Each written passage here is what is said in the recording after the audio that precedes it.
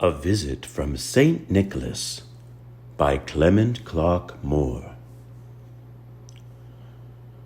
'Twas the night before Christmas, when all through the house not a creature was stirring, not even a mouse. The stockings were hung by the chimney with care, in hopes that St. Nicholas soon would be there. The children were nestled all snug in their beds, while visions of sugar plums danced in their heads. And Mamma in her kerchief, and I in my cap, had just settled our brains for a long winter's nap. When out on the lawn there arose such a clatter, I sprang from my bed to see what was the matter.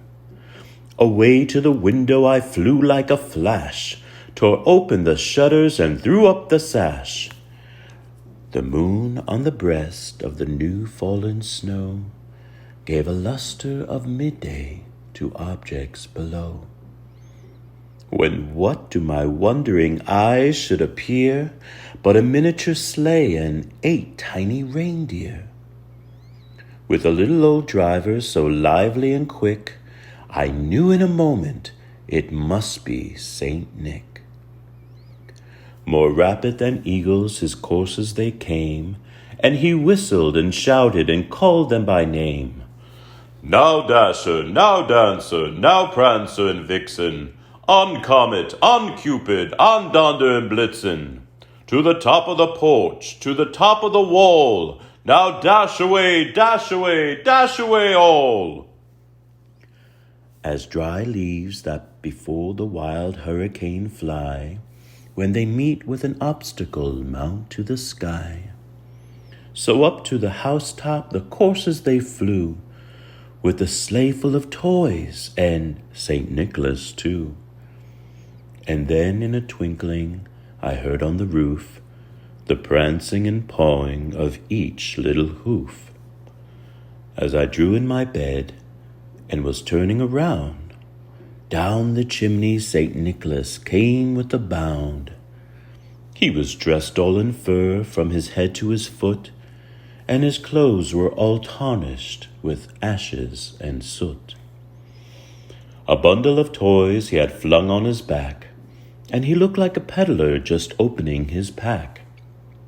His eyes, how they twinkled, his dimples, how merry, his cheeks were like roses, his nose like a cherry.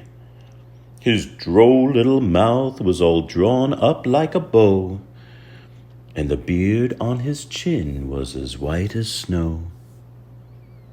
The stump of a pipe he held tight in his teeth, and the smoke it encircled his head like a wreath.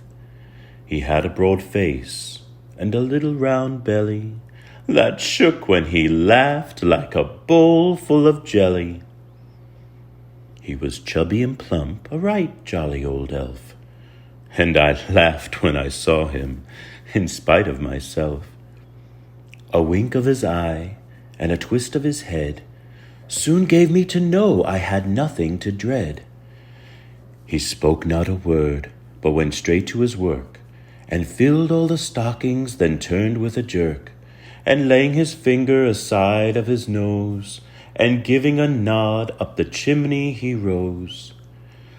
He sprang to his sleigh, to his team gave a whistle, and away they all flew like the down of a thistle. But I heard him exclaim, ere he drove out of sight, Happy Christmas to all, and to all a good night.